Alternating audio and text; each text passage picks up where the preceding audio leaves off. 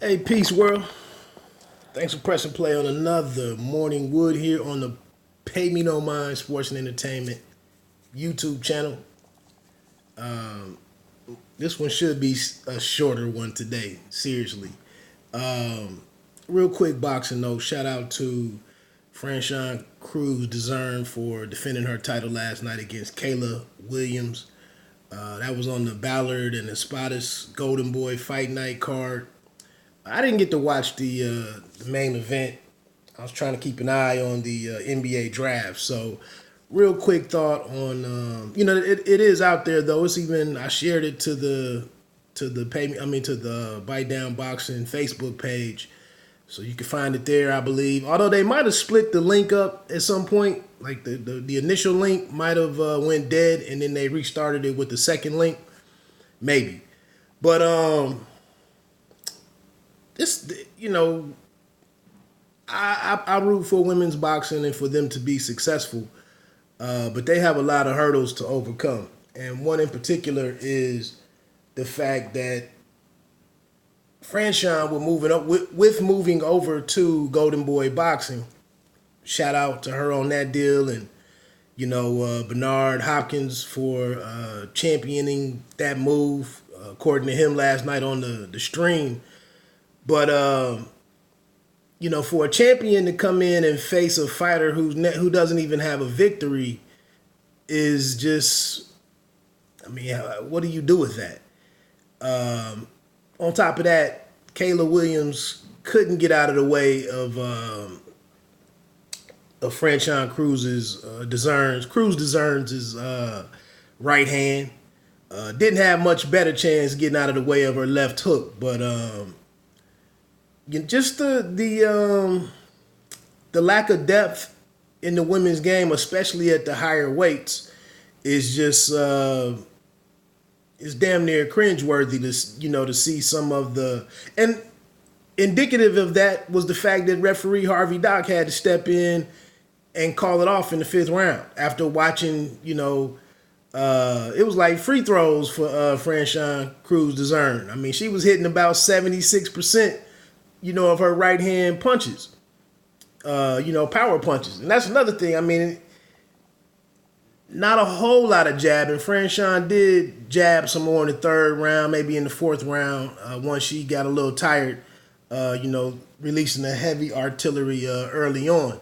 But yeah, that's unfortunate, for first time viewers or first time boxing fans who might be catching women's boxing for the first time.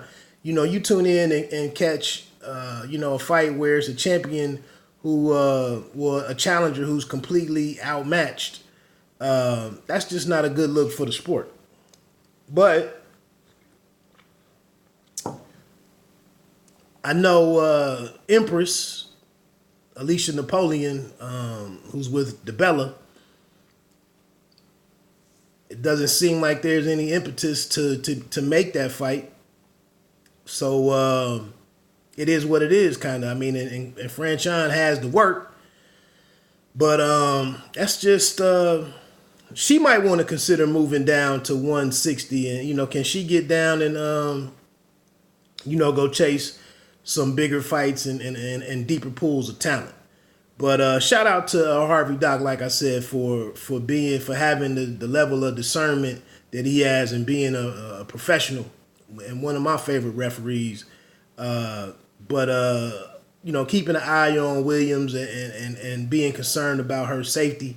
Her team was not thinking about pulling her, and he spent a lot of time over in her corner following the fourth round and checking on her and getting the feel for what was being said, the communication in the corner, and I think he used all of that to make a prudent decision. That you don't belong in here, and you're not gonna get damaged on my watch. And that's another thing I've mentioned with the women's game, with defensive responsibility.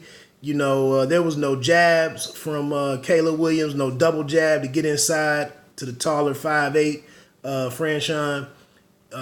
Not a lot of head movement. No angles. Kept coming in the front door the exact same way, time and time again. No feigning. you need to be able to protect yourself a little bit better than that. Moving on to this draft, and I'm gonna wrap this up. I believe maybe it's just locally tonight in terms of men's boxing. I'm going to check out this next gen card that's on. I believe it's on. Yeah, it's on the Zone. I think that's tonight. But Toledo fighter prospect Otha Jones III is a part of that card, so I want to check him out. Also later tonight, I'm supposed to have a live stream interview or Q&A with Cleveland super welterweight prospect who just won his first minor title. I believe it was the NABF super welterweight title. But 2016 Olympian Charles Conwell, supposed to rap with him at about 7 p.m. Eastern time if you want to come back and check that out. What he fought 2 weeks ago. Oh, he fought on the Triple G and Steve Rose. He was on that undercard where he faced Courtney Pennington, I believe was that brother's name. But getting into this draft, I did get a chance to see some footage on the pick for my Pistons, Sekou Doumbouya. I'm gonna have to get used to that.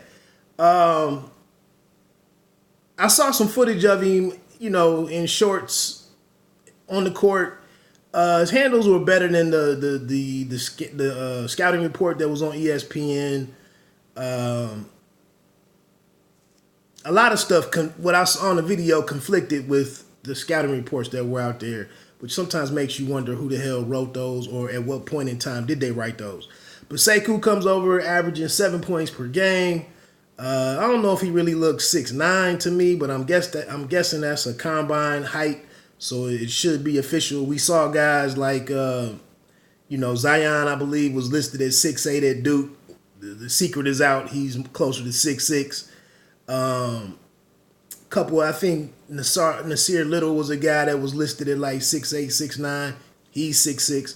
But I think for guys like Kevin Porter Jr., Nasir Little, as I just mentioned, some other guys, I think in terms of the Pistons, I think they went with an overseas option versus one of the college kids just being a little gun shy after the experience with Stanley Johnson, and getting a guy who's kind of a tweener.